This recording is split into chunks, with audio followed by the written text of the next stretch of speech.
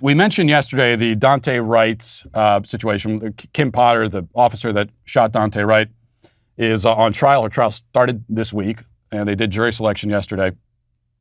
Now, Fox has reached out to and has now gotten on film one of Daunte Wright's victims. And I don't think we've ever seen this before, so this is new, where one of the victims of Daunte Wright, we went through his list of crimes that he committed before fighting the cops and getting himself shot by Kim Potter when they were trying to bring him in because he had a warrant for his arrest. They originally told us, remember the media said originally that they were trying to arrest him because he had an air freshener in his car. In fact, the original story was that he had an air freshener hanging from his rear view mirror, and so they pulled him out of the car and shot him and executed him. And there were all these tweets from people on the left saying, well, "What kind of country is this where a man can be executed on the spot for having an air freshener?"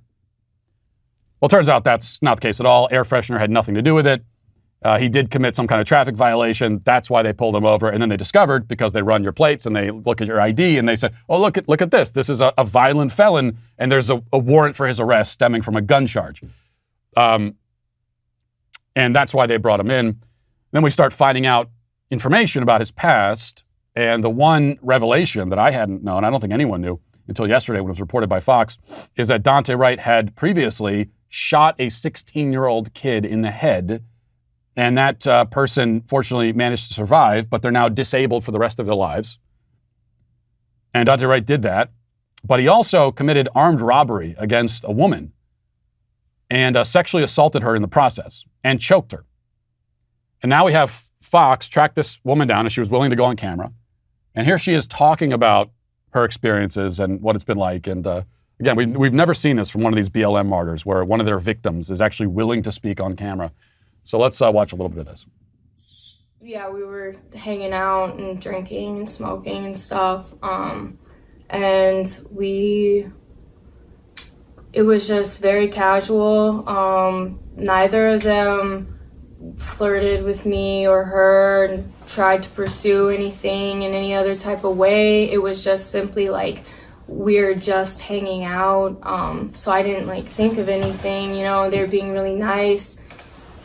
Somehow a conversation got brought up. I talked about my ex and how I've had an abusive past, and so that's why I was kind of sketched out about having Image bring this guy over I didn't know. And I in the Snapchat messages, I had said that, I don't know if I feel comfortable with someone I don't know coming over just because this just happened. I just got out of a relationship where I'm having trouble trusting men. And it's just, yeah. And they end up, Daunte himself, actually, we had started talking, and he said that any man who puts his hands on a woman and abuses them deserves to rot in jail. And so that was very ironic to me. People have done that to me over and over and over and over. And so, when he did it, it was just the last straw for me. It's how many men are going to take money for you to finally stand up for yourself? And so, that's kind of how it was for me. I didn't want him to take it because I was tired of men taking advantage of me and walking all over me and trying to, make me feel worthless.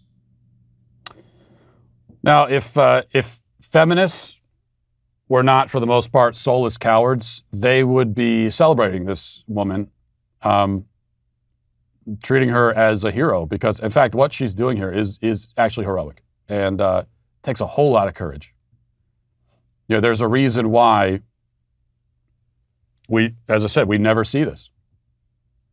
Every BLM martyr has left a trail of victims in their wake, and then they're celebrated and canonized, and they've got their murals all over the place. Which means that the victims of this person, they have to walk by. I mean, imagine George Floyd's victim. And we've never seen anything from her. We don't even know Not even sure if we know her name, but she has to walk by and see his mural, and schools are going to be named after him, and they're going to have George Floyd laws and everything, legislation named after him, and she has to live in that world now, where the man who abused her is celebrated as a martyr. So many women have been in this position, and you can see why they wouldn't want to come and speak out, because there's almost nothing in it for them. The media is not going to listen, not going to care. Feminists are not going to rally behind them.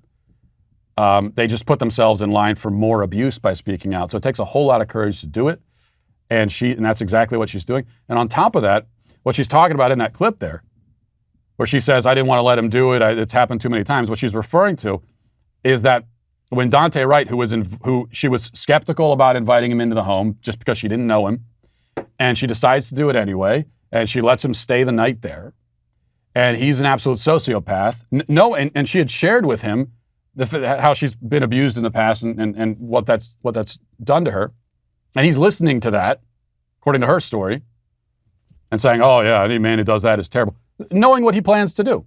Absolute sociopath. Like I said yesterday, this guy's he's a monster. This is not a misguided youth. This is a monstrous person. We're supposed to weep that he's gone and that the world is now deprived of his presence. I don't weep. I don't mourn it. I tell you that I am not sad that a guy like Daunte Wright is gone. I am not. So he's sitting there and he hatches this plan. And then we also know, by the way, right before the next morning, he decides he's gonna stick the gun in her face and rob her. And he goes to her bathroom before he does this, and he starts taking pictures for Instagram, posing with his gun. And the police have those. We know that those are out there. So it certainly lends a lot of credibility to her story. But he points the gun at her face, starts reaching his hand into her bra, sexual assault, looking for the money, is choking her, and she doesn't give it to him. She actually fights back. And he ends up running away without getting the money. She had like $800 in cash from her job on her, and she keeps it. She fights back against a guy pointing a gun at her and says, I'm not giving you this money, and he runs away. And now she's out in front of the media speaking the truth about this guy. This is a very courageous woman, but not going to get any credit at all from feminists or from anyone in the media. Hey, listen, hit the subscribe button. Do it right now. I demand it. And I thank you for your compliance. It is somewhat appreciated.